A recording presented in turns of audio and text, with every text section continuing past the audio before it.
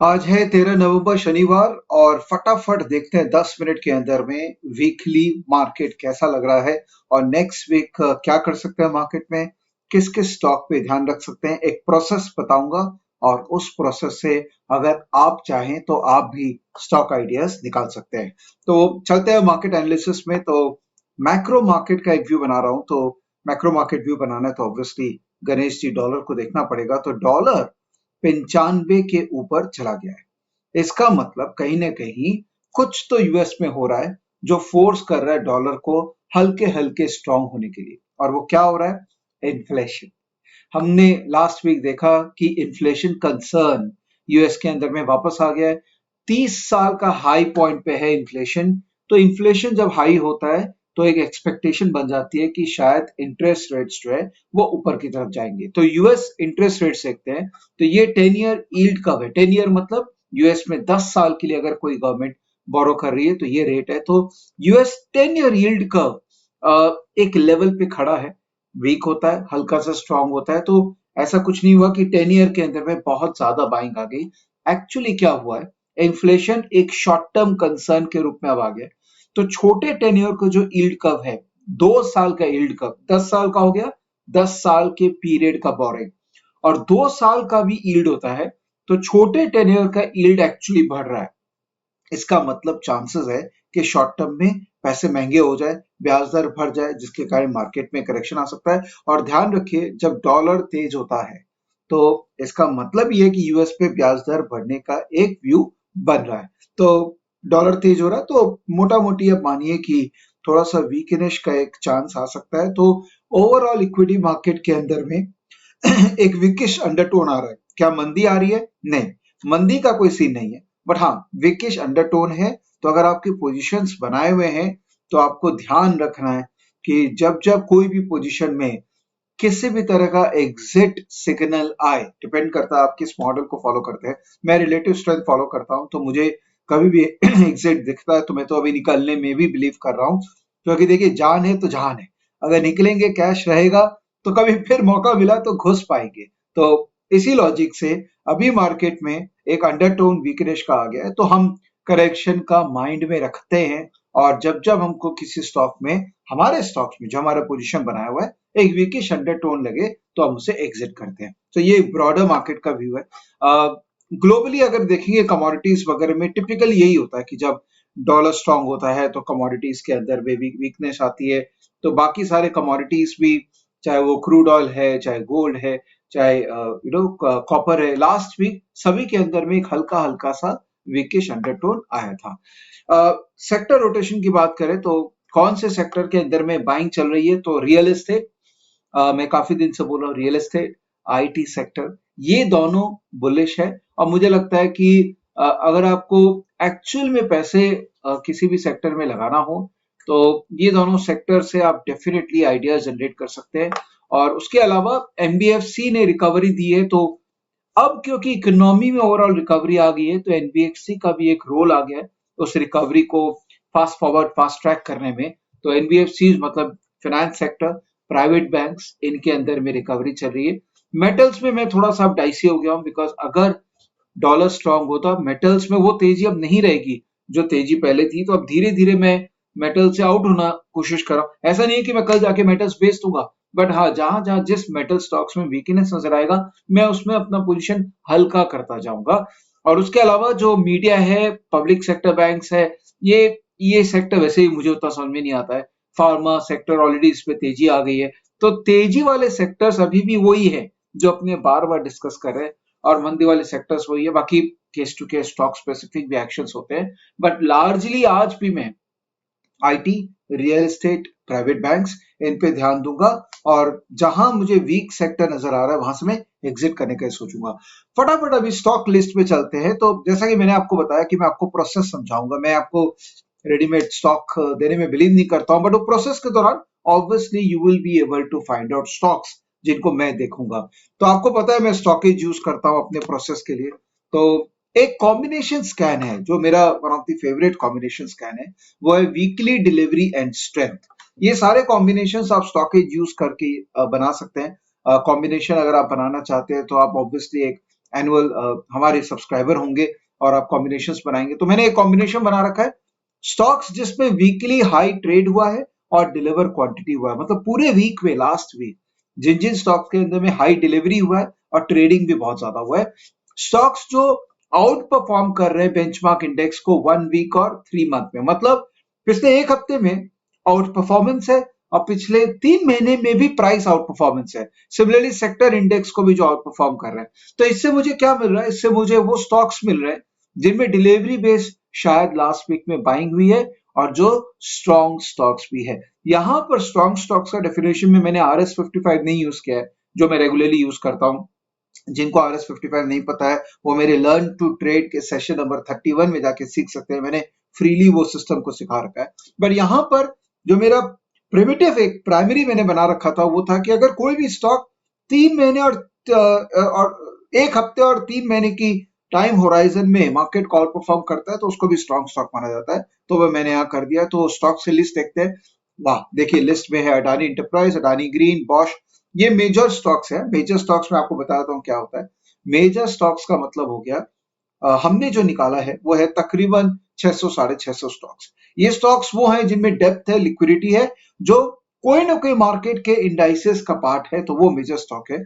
तो आप देखिए यहाँ पर मेजर स्टॉक्स के अंदर ये सारे स्टॉक्स है जो स्ट्रॉन्ग भी है और जिनमें लास्ट वीक में डिलीवरी भी हुआ है। तो मैं क्या करता हूँ, या तो मैं स्टॉकेज में एक एक स्टॉक में जाके इस तरह से एनालिसिस करके देख सकता हूँ कि उनमें क्या चल रहा है, और स्टॉकेज का जो एच चार्ट है उसको मैं यूज करता हूँ। मेरा टेम्पलेट बना हुआ और एच चार्ट में देख लेता हूं मैं कि कैसा इसका चार्ट का स्ट्रक्चर है। उससे ज्यादा इफेक्टिव जो मैं ट्रेडिंग व्यू पर्सनली यूज करता हूं, मैंने आपको समझाया भी कई बार कि ट्रेडिंग व्यू को कैसे आप एक्सपोर्ट करते हैं। तो ये जो डेटा है इसको मैं एक्सपोर्ट करूंगा एक एक्सेल शीट में। तो इसको एक्सपोर्ट किया मैंने, इसको मैंने सबसे पहले डाउनलोड किया, तो फाइल डाउनलोड हो गई। इस फाइल को मैंने क्लिक किया, इसको खोला, तो देखिए स्टॉक के सारे लिस्ट आ गए यहाँ पे। इसमें मेरे को ट्रेडिंग व्यू का एक फॉर्मेट में इस डेटा को पुल करना पड़ेगा। तो मैं एक इंसर्ट करता हूं कॉलम, और ये जो सिंबल है इस सिंबल के साथ मुझे बस थोड़ा सा ये एक ऐड करना है, विच इज बेसिकली मैं कॉमा ऐड करता हूं। तो कॉमा ऐड कर लिया, तो ये देखिए सारे सिंबल्स के साथ में कॉमा आ गया। इसको मैं कॉपी करूंगा और मेरा जो ट्रेडिंग व्यू है उसके अंदर में मेरा एक वॉच लिस्ट बना हुआ है जिसमें मैं ये बार बार रिविजिट करता हूँ। ये वॉच लिस्ट का नाम है WDS स्टॉक्स। WDX मतलब weekly delivery and strong stocks. ये टिपिकली हर शनिवार को मैं बनाता हूँ। अब देखिए ये सारे स्टॉक्स है, एक बार मैं इसको डिलीट कर देता हूँ। अब ये सारे स्टॉक्स, यहाँ कोई भी स्टॉक्स नहीं है, मैं प्लस करूंगा और पेस्ट करूंगा और एंटर कर दूंगा, तो वो सारे स्टॉक्स यहाँ पर मेरे सामने आ गए। ठीक है। अब देखिए एक ये महिंद्रा महिंद्रा नहीं आ रहा है बिकॉज इसका सिंबल ट्रेडिंग व्यू में और जो NSE के सिंबल से डिफरेंट है, तो मैं इसको हटा देता हूं और यहाँ पर सर्च कर लेता हूं महिंद्रा और महिंद्रा, करेक्ट, ये वाला। तो अब देखिए सारे स्टॉक्स आ गए। ये कौन से स्टॉक्स है जिनमें डिलीवरी लास्ट वीक अच्छी हुई है और जो अपने मार्केट को और सेक्टर इंडेक्स को आउट परफॉर्म कर रहे हैं। अब ये सारे स्टॉक्स को मेरे को एक एक करके इवेलुएट करना है। इवेलुएट कैसे करूंगा, मेरा डेली RS का जो मेरा मॉडल है जो कि मैंने शेयर कर रखा है उसमें मैं इवेलुएट करूंगा और उसमें से स्टॉक्स को आइडेंटिफाई करूंगा जिनमें मुझे नेक्स्ट वीक फॉलो ऑन किसी तरह का ट्रेडिंग अपॉर्चुनिटी मिल सकता है। तो सबसे पहले जो प्लस वाले स्टॉक्स है उनको देख लेते हैं। तो आईडीएफसी ने काफी अच्छा मूवमेंट दिया है लास्ट वीक का, वो प्रीवियस स्विंग हाई को भी उसने तोड़ दिया। RS भी इसका 0 के ऊपर पे है। तो यस, ये स्टॉक पे मेरे को ध्यान देना है, तो मैं इसको ऑरेंज कर लेता हूँ। ट्रेडिंग व्यू में फैसिलिटी है कि आप अलग अलग कलर कर सकते हैं, तो आईडीएफसी में ऑरेंज कर लेता हूँ। मिंडा इंडस्ट्रीज बेसिकली एक ऑटो एंसिलरी कंपनी है। RS भी इसका स्ट्रॉन्ग है। लास्ट वीक काफी इसमें वॉल्यूम हुई है, काफी डिलीवरी हुई है, तो इसको भी मुझे ध्यान रखना है। ऐसा नहीं है कि मैं मंडे जाके खरीद लूंगा, पर ध्यान रखना है। KPIT टेक, ये मैं पहले काफी इसको फॉलो करता था, लेकिन ये RSS का वीक हो गया था तो मैंने एक बार इसमें से एग्जिट कर लिया था, बट फिर मैंने यहाँ पर एंट्री ली क्योंकि इसने प्रीवियस स्विंग हाई दिया और RS वापस से 0 के ऊपर आया। तो KPI टेक मेरे को अभी भी देखना है। अडानी ग्रीन फैंटास्टिक, इसका RS देखिए काफी दिन से स्ट्रॉन्ग है और ये प्रीवियस स्विंग हाई के ऊपर भी चला गया है, तो इसको भी मुझे नजर में रखना है। एस्कॉर्ट्स, क्या बात है, देखिए एस्कॉर्ट्स तो बहुत ही प्यारा चार्ट है, प्रीवियस स्विंग हाई को तोड़ चुका है, RS भी स्ट्रॉन्ग है, तो इसको डेफिनेटली मुझे मंडे सुबह पहले इस पे एक अटेम्प्ट लेना है, बिकॉज इसमें मुझे सही मायने में एक अच्छा स्ट्रक्चर नजर आ रहा है, जिसपे रिस्क रिवॉर्ड रेशियो, इसका मतलब लगने का घर और आने का घर में मुझे काफी कन्विक्शन दिख रही है। तो एस्कॉर्ट्स को हमको मंडे के लिए देखना है। करूर वैश्य बैंक, ओहो क्या बात है, देखिए कितना स्ट्रांग है, डिलीवरी बेस इसमें एक्टिविटी हो रही है, काफी दिनों से चल रही है, तो इसको ध्यान रखना है। लेकिन देखिए इसमें रिस्क रिवॉर्ड रेशियो उतना फेवरेबल नहीं है, क्योंकि इतना भर चुका है। थोड़ा ये नीचे आए तब लेने लायक है, या ऊपर में और ब्रेकआउट दे तब फिर अटेम्प्ट करने लायक है। तो अभी मेरे हिसाब से इसमें हमको ध्यान नहीं देना है, ब्रेकआउट होगा तो उसके ऊपर उसके बाद ध्यान देना है। प्रेस्टीज प्रेस्टीज रियल एस्टेट तो एक ऐसा स्टॉक है जो मैं कंटिन्यूसली बोल रहा हूँ, और मैं एक डिस्क्लेमर दे देता हूँ कि इसके अंदर मेरा पोजीशन भी है, तो इसको तो डेफिनेटली आपको अपने ट्रैकर में हमेशा के लिए रखना है। अडानी एंटरप्राइज चार्ट देखते हैं, तो अडानी इंटरप्राइज भी अभी जस्ट स्ट्रॉन्ग स्टॉक हुआ है। ये देखिए प्रीवियस जो इसका स्विंग हाई है, इसको इसने अभी अभी तोड़ा है, क्या बात है। तो ये स्टॉक मंडे के लिए हमको नजर में रखना है। 1705 के ऊपर में डेफिनेटली इसमें एक्टिविटी आ सकती है, तो ये हमारे लिए ऑरेंज स्टॉक है। फ्लोरोकेम फ्लोरोकेम है तो स्ट्रॉन्ग स्टॉक और अपने हाई के आसपास खड़ा, तो अगेन अगर ये स्टॉक यहाँ से हाई को ब्रेक करता है तो मुझे इसके ऊपर में ध्यान रखना है। तो दोस्तों ऐसे सारे स्टॉक्स पे एक एक करके हम एनालिसिस करेंगे, और हम इसमें से फिल्टर आउट करेंगे कि कौन से स्टॉक है जिनमें स्ट्रक्चर ऐसा बन रहा है कि रिस्क रिवॉर्ड रेशियो फेवरेबल है, और मंडे और नेक्स्ट वीक पूरा उन्हीं स्टॉक्स पे फोकस करेंगे। तो ये स्ट्रैटेजी क्या है, वीकेंड ट्रेडिंग स्ट्रैटेजी मैं इसको कहता हूं। क्या वीकेंड में होमवर्क करके अपने स्टॉक्स निकाल लीजिए, और उसके बाद बेस्ड ऑन ये स्टॉक्स का फॉलो ऑन प्राइस एक्शन कैसा होता है, चाहे वो 2 आवरली चार्ट में है चाहे डेली चार्ट में है। 2 आवरली चार्ट को अगर आप देखेंगे तो आप बेटर एग्जीक्यूट कर पाएंगे, बट ऑब्वियसली उसके लिए आपको स्क्रीन के सामने होना पड़ेगा। और आप डेली चार्ट देखेंगे तो ऑब्वियसली आप एंड ऑफ द डे का चार्ट क्लोजिंग के हिसाब से नेक्स्ट डे ट्रेड कर पाएंगे, जो हो सकता है कि आपको प्राइस एक्शन उसमें मिस हो जाए। So best strategy is stocks निकालिए, इस मॉडल के हिसाब से 2 आवरली चार्ट को देखिए और अपने ट्रेड को एग्जीक्यूट कीजिए with a very strong risk to reward. इसका मतलब प्रॉफिट और स्टॉप लॉस को दिमाग में रखते हुए अपने ट्रेड को एग्जीक्यूट कीजिए।